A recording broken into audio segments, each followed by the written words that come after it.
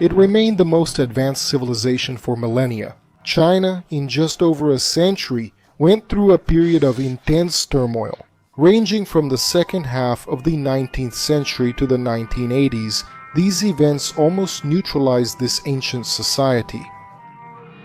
However, Chinese resilience and adaptability have not only surprised the world in recent decades but also today.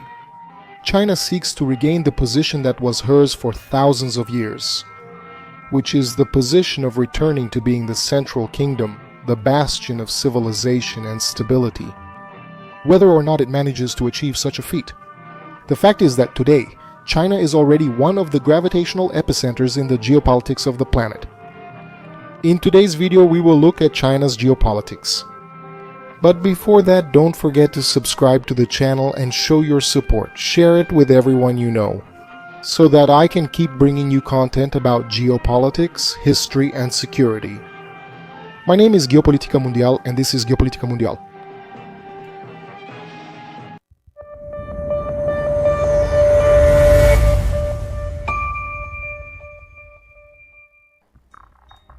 China is located in the eastern part of the Asian continental landmass, bordered by Russia and Mongolia to the north, mainland Southeast Asia to the south, the Indian subcontinent to the southwest, Central Asia to the west, and the Pacific Ocean to the east. It has a coastline of more than 14,500 kilometers along the Yellow Sea, the East China Sea, and the South China Sea. As a country with deep geographical divisions, the most basic one is the division between the plain and the high arid lands that surround this plain like a cover. The Chinese geopolitical core is located in the so-called Han core, which, from a strictly geopolitical perspective, can be considered as the historical and original China, home to over 1 billion people. The fundamental structure of Chinese geopolitics is consolidated around the floodplains of the Yellow River, the Yangtze River, and the Pearl River. In this vast plain nourished by these three rivers, there are some of the best arable lands on the planet. Being a region that is warm, humid, and fertile enough to boost calorie production, and as a result the civilizational development of the area, from the early days of Chinese civilization up to the present day. These three rivers and their tributaries in an extremely flat plain. It's not just a blessing, but a fact that, combined with more than 2,000 years of efficient use, made all the difference in the evolution of Chinese civilization. These three waterways have few equivalents in the world. From the Yellow River and the Yangtze River, as well as their tributaries, the Chinese coast can be connected to the Tibet region, allowing all production in central China to be easily transported to the coast and, consequently, to the world, or that the production and trade from the coast reach the innermost part of China. As for the Pearl River in the south and its tributaries, southern China can access the South China Sea and Southeast Asia through the coast. In summary, these three rivers not only provide irrigation and water supply to the interior of China, but also, for the most part, are navigable. There's fast logistics for moving goods from the interior to the coast, and consequently to the world, or vice versa. China's land borders are among the largest in the world. This makes its 22,117 kilometers the longest continuous land borders in the world. With 14 neighboring countries, its political geography divides the country into 22 provinces and 5 autonomous regions: Guangxi, Inner Mongolia, Tibet, Xinjiang, and Ningxia. Of these, 4 were originally intended to serve as buffer states to block threats, ensuring the protection of the Han core, and today they guarantee projection into key areas of the Asian continent, with Guangxi facing the Indochina region as a buffer state, originally against the French presence in the region and later as a bridge to continental Southeast Asia. Tibet projecting towards South Asia and serving as a buffer with India. Xinjiang originally serving as a buffer with the Soviet Union and later acting as a bridge to Central Asia, and Inner Mongolia, also serving as a buffer with the Soviet Union and now acting as a bridge toward Northern Asia. The historical center of Chinese civilization is located in the eastern part of the country. Although the mythological Xia dynasty is considered by the Chinese to be the first dynasty, ruling between 2070 and 1600 before Christ, the lack of archaeological information and the mixture with mythological elements prevent greater accuracy regarding the truth of the facts. Thus, properly proven, we can say with more certainty that the first Chinese dynasty would be the Shang dynasty, which consolidated its rule from the vast plain between the Yellow River and the Yangtze River, between 1600 and 1046 before Christ at the beginning of the Bronze Age in China.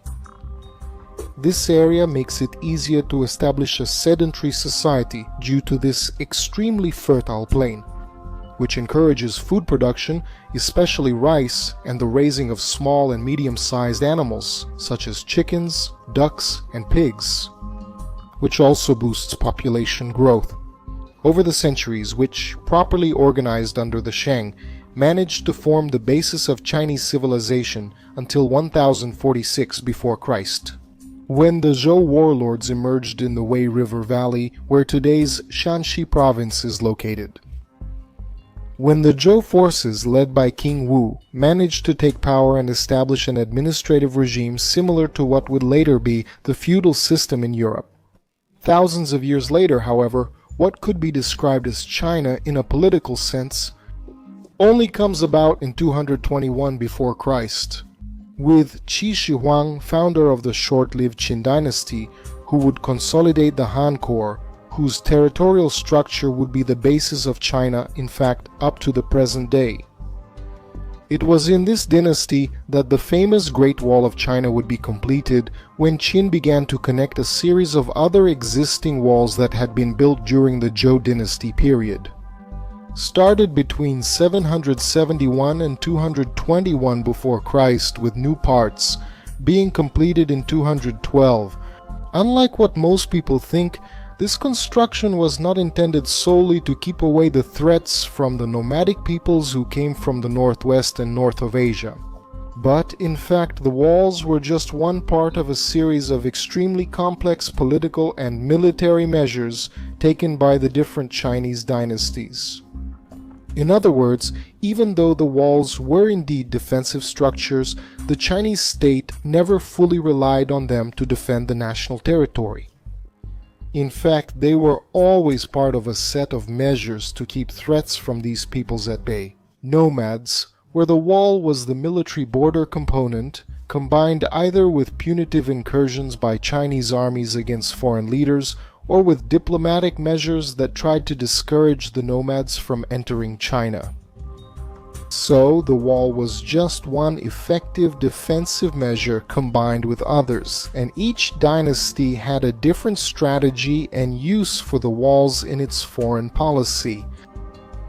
This factor of continental threats coming from the Asian interior is important and fundamental to understanding almost 2,000 years of Chinese geostrategic thinking, which would only be radically changed starting in the 16th century, and even then, it still underpins the way of thinking of Chinese civilization. In addition, Qin actually established the Chinese Empire in a geopolitical sense, standardizing various aspects and centralizing public, economic, and military administration, as well as a massive new road system and a transportation network through the Yellow and Yangtze rivers, connecting the interior to the coast. Emperor Qin managed to consolidate the first part, the northern part, of what would later become the Han core, and to begin, through the tributaries of these two rivers, the projection of Chinese influence toward the south, reaching another river that would be vital in the future, the Pearl River, and consolidating their presence in its delta, where the cities of Macau and Hong Kong are located today. However, this civilizational and standardization drive does not come without a high cost for the Chinese people, who, tired of Qin's tyranny, rise up and rebel, overthrowing the emperor's son, Qin, when he dies. China is then thrown into a new period of civil wars that divide the empire, with the southern part in the Pearl River Delta becoming the Nanyue Kingdom, and in the Qin nuclear base, the Han Dynasty. In 139 before Christ, the issue of the nomads, although an old one, takes on a whole new level of significance. When peoples coming from what is now Mongolia launch several attacks on the plains, in the so-called Hanzhongnu War from 133 before Christ to 89 AD. Now, starting from the reign of Emperor Wu, the Han Empire changed its foreign policy, which until then had been relatively passive toward the nomads of Inner Asia, to then focus on a more offensive strategy, aiming not only to expand the Chinese imperial domains, but also to punish the incursions of the Xiongnu, a confederation of nomadic clans. The Han leadership decided to send several military expeditions to the regions located on the Ordos Plateau, the Gansu Corridor, and the Gobi Desert. The Han victory not only destroyed the Xiongnu's hegemony on the steppes, but also resulted in several tribes becoming vassals of the Han. A portion of these nomads, on the other hand, after their defeat, are expelled as early as the year 89, and they will begin a slow migration toward the west, to where, 300 years later, they will reach the borders of the already declining Roman Empire, accelerating its destruction under the name of the Huns. In parallel with the campaigns in Inner Asia, another important undertaking takes place toward the kingdom of Nanyue in 111 before Christ. After the conquest of this territory, what we call the Han core, the vital part of Chinese civilization, is finally completed. From this geographic configuration, Chinese society will become what we actually know as China over the next 2,000 years. Another important aspect of the Han dynasty is the formation of the Silk Road.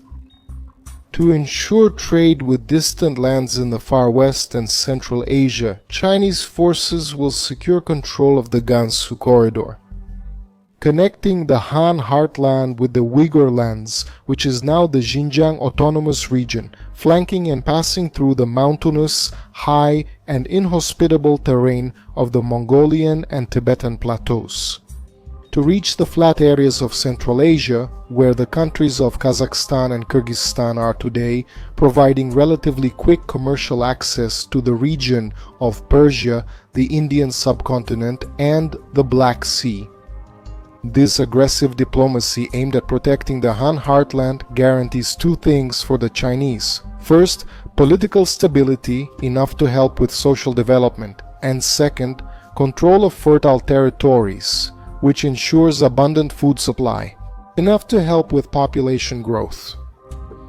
These two factors, political stability, which helps with technological development and population growth, make China the greatest economic and military power in the world during this period, so that even when serious instabilities occurred that resulted in civil wars, for example during the Three Kingdoms period at the end of the Han Dynasty in 220 AD, when China is divided into three parts, the social and political structure pressured by this geography causes an effect that, in geopolitical literature, we call a centripetal force. In other words, nature pulls the different orders and political factions in the same direction, making Chinese nature remain untouched, even when attacked by foreign forces. Thus, China's internal divisions always end up being temporary, and eventually, inevitably, some central authority manages to consolidate control over the Han core. In addition, Han foreign policy aimed at punitive expeditions and vassalage agreements with kingdoms and nomadic tribes of Central Asia. They would be the basis of Chinese diplomacy for thousands of years, regardless of the dynasty. This made it so that China could only be conquered when the combination of efficient foreign leadership and weak or corrupt Chinese leadership happened at the same time. Like in the case of when China was conquered by the Mongol Empire in 1279, which founded the Yuan dynasty, and later with the Manchu invasion in 1636, which founded the Qin dynasty. This demonstrates a peculiarity of Chinese geopolitics, which is the fact that, Historically, China goes through periods of contraction and expansion in a spasmodic relationship with its neighbors. Diplomacy focused on pressuring the plateaus around the Han core and suppressing interior Asian forces. Using an elaborate geostrategy with agreements with buffer states allows China to focus on its coastlines, which, in maritime terms, means that China had no worthy rivals at sea during those periods, which as a result guarantees its peaceful dominance over the Southeast and East Asian seas, as became clear during the Ming Dynasty, which ruled from 1368 to 1644. With China colonizing several islands in the South Seas and sending naval expeditions that would cross the Strait of Malacca, reaching India, the Middle East, and even East Africa. In other words, all the planning by Chinese strategists for thousands of years was focused on containing these continental land threats, so they could focus on their coastal trade where there were no serious threats to Chinese naval hegemony, which would radically change starting in the 16th century with the arrival of the first European expeditions in Chinese seas and coastlines. The sudden need to deal with completely new forces whose culture was not only radically different, but who also were not seduced by Chinese culture while at the same time posing threats across the seas, a region that until then had been considered safe for thousands of years. It was such a strong impact that the only measure found by the Chinese administration was isolation and distancing from foreign cultural influences. This would only work until the 19th century, when the peak of this threat occurred during the Opium Wars, fought mainly between China and England. The first was in 1839 and the second in 1856, when the British Empire, emerging victorious, managed to obtain the concession of part of the Chinese Empire. In addition to forcing China to legalize the opium trade, a drug that until then was banned in both China and England. The consequences were absurdly terrible. The first consequence was the outbreak of several rebellions by armed groups influenced by the Europeans, such as the Taiping Rebellion, between 1850 and 1864, costing the lives of 20 to 30 million Chinese people. And the second consequence is that, due to the release and consumption of opium, the number of Chinese workers and labor force plummeted. Opium addiction spread like a plague. And with the decline in the workforce came a drop in production, and with the drop in production, a decline in wealth. With the decline in wealth came a massive increase in unemployment, which resulted in an almost biblical rise in hunger, crime, and corruption. Just to give you an idea, drug use and violence, they were so severe that in some regions and parts of cities like Shanghai or Beijing, there were areas equivalent to today's drug dens. The Chinese police were unable to even enter some neighborhoods. The legalization of opium consumption caused China, which until then had been the richest nation in history, to fall in just 80 years and reach poverty levels similar to those of contemporary African countries plagued by civil wars. England, supported by its European allies, managed to reduce the Middle Kingdom to a worn-out, devastated nation left on the brink of collapse. Curiously, England forced China to legalize the consumption of opium, while in England itself consumption was prohibited. This internal disorganization cost China its very existence as an empire, leading to the fall of the Qin dynasty and eventually the attempt to establish a democratic republic. Inspired by the United States Constitution and led by the historical figure Sun Yat-sen, however, after his death, the dream of a United States of China also died with him, as the country was plagued by violence and corruption, without any central authority strong enough to maintain political cohesion. China soon entered a furious civil war fought between the communists led by Mao Zedong and the nationalists led by Chiang Kai-shek. The civil war briefly paused at the end of 1936 due to the Japanese invasion at the start of World War II. However, As soon as World War II ends, the conflict resumes. Until in 1950, the Communists, finally emerging victorious, expelled the nationalists from the Chinese mainland. In the following years, as China couldn't project itself abroad, the Communist leadership focused on trying to maintain its own regional integrity, hunting down and eradicating potential opposition forces while implementing a series of measures to boost the economy. Now, with China unified around its geopolitical core and governed by the Communist Party and led by Mao Zedong, it would, first and foremost, focus on achieving geostrategic objectives that in the future would prove vital for China's recovery. In 1949, incorporating the Second East Turkestan Republic, known today as the Xinjiang Autonomous Region, and in 1950 annexing the Monarchy of Tibet. From Xinjiang, China can protect its Han core from threats coming from Central Asia, specifically during the Soviet Union era, and from Tibet any potential threats from South Asia, more specifically from India. However, such conquests, far from being just to protect the Chinese geopolitical core, actually over time proved to be powerful tools for projecting China's power. Xinjiang would ensure in the future commercial links with Central Asian countries, Russia, Iran, and the Middle East, as well as an alternative route to European markets through Turkey and Russia, using land routes to reduce reliance on maritime routes. And Tibet, a way for China to project military power directly over the Indian geopolitical core.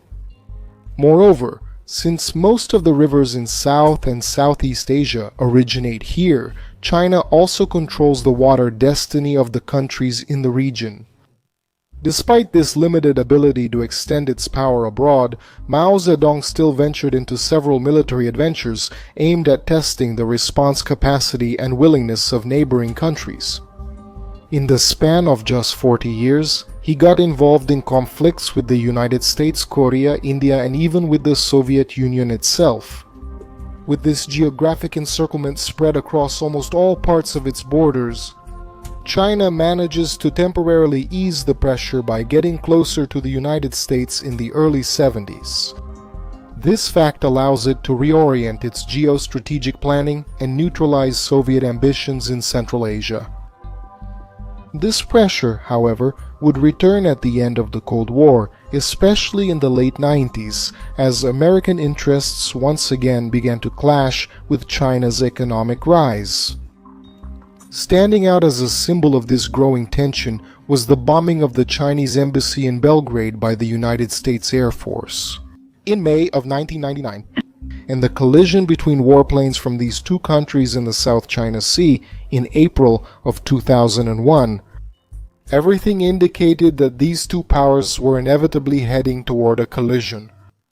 However, once again, fate and geography would benefit China when this pressure is once again lifted thanks to the attacks of 2001, which causes the United States to focus on the war on terror, especially in Afghanistan, and then on the Iraq War. This forced the United States to shift its power and focus on the Middle East, where they would remain for more than a decade tied up in local disputes.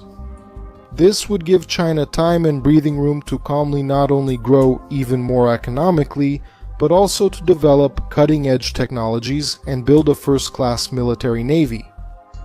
In addition, the Chinese leadership would now forge a series of alliances and economic ties with countries in the interior of Asia, especially with Russia, Pakistan, and Iran, ensuring that its diplomacy protected its continental interior, as in the past, while allowing it to focus militarily on the seas. In the 2010s, Chinese geopolitics would once again be threatened, as the United States would activate the doctrine called the pivot to Asia, withdrawing forces from the Middle East to relocate them to the Pacific. It became clear that, eventually, tensions between Washington and Beijing for supremacy over the ocean would erupt in the 2020s and 2030s. But again, either extreme luck or extremely careful planning eased the pressure on China. When Russia annexed Crimea in the south of Ukraine, in 2014 and attacked the same country in 2022, which forces the United States to, once again, reallocate resources to Eastern Europe and leave the Pacific theater temporarily on hold again. However, Taiwan, an island located right in front of China's geopolitical core, remains under a government hostile to Beijing and aligned with the United States. This island is considered by Chinese authorities to be a rebellious province and the main vulnerability for China's defense, as well as the last step for its consolidation as a global superpower. After all, with Taiwan in a hostile situation, not only could aircraft and missiles reach facilities in mainland China, but even more than that. Taiwanese territory, under China's control, would form a geostrategic arc composed of Hainan Island, Taiwan, and the Korean Peninsula, which, in addition to protecting the Han Core from threats coming from the sea, would serve as a base for the Chinese Navy to ensure its supremacy over Southeast Asia and Oceania. In any case, even with the American reorientation toward the Pacific, China is, however, this time in a much more comfortable situation than it was in 2001. Because now, not only does it possess a powerful navy, a strong economy, a highly developed industry, but on top of that, it is also projecting itself strongly into outer space, and in a fierce competition with the United States for leadership in artificial intelligence. In geostrategic terms, China has been consolidating partnerships with key countries, first in its surroundings, but also gradually threatening to expand this sphere of influence into other areas. In the north and northwest, a strategic and vital partnership with Russia, which safeguards its interests and land security, as well as ensuring stability in Central Asia, with Tajikistan using it as a buffer state to make it harder for Islamic extremists to eventually penetrate the sensitive Xinjiang area in the southwest. The most important of its partnerships is with Pakistan, ensuring two fundamental things. The first is a defensive arc that limits Indian ambitions toward the north in Central Asia, as well as serving as an alternative land access to the Indian Ocean. In the hypothetical case of a blockade of the Strait of Malacca to the south, with Myanmar functioning just like the Pakistani factor in bypassing Malacca in the east. A complex partnership with North Korea, which serves as a buffer state against the American presence in Japan, as well as a support base, applying naval pressure on the Japanese islands. In addition to rehearsing partnerships with countries and islands in the Pacific Ocean as a future response to the United States and Australia. At this moment, the Solomon Islands stand out, which could develop as a spearhead directly targeting the Australian geopolitical core. However, there are two major challenges for Chinese geopolitics in the 21st century. The first is the fact that the various choke points spread from the Indian Ocean to the Pacific Ocean are under potentially hostile influence. Straits that, if eventually blocked, could jeopardize the Chinese state's ability to defend its maritime interests. Standing out are the Gulf of Aden, the Strait of Hormuz, and the Strait of Malacca. For this, the Chinese geoeconomic project has focused on stabilizing and strengthening diplomatic and economic relations with countries in the South Asia and Central Asia. Through the intensification of the Belt and Road Initiative project with the construction of vast networks of roads, railways, gas pipelines, and oil pipelines in Eurasia, thus being able to minimize its maritime dependence. The second challenge, and perhaps the most serious, is the aging of its population combined with low birth rates. This puts the country's demographics at risk in the coming decades with the massive loss of young labor, and that will be vital in maintaining these geopolitical ambitions. The Chinese window of opportunity, therefore, is between 2020 and 2040, and if this window is taken advantage of, China could enjoy hegemony in the eastern hemisphere of the planet. But if it loses, a combination of internal problems with external pressures could bring another very difficult period for the Chinese. Thank you all. Don't forget to subscribe to the channel, leave your like, and share the video with everyone you know. And a truly special one. Thank you to the members of the channel club who are helping the channel keep growing and bringing genuine geopolitics content to you all. Hugs and see you next time.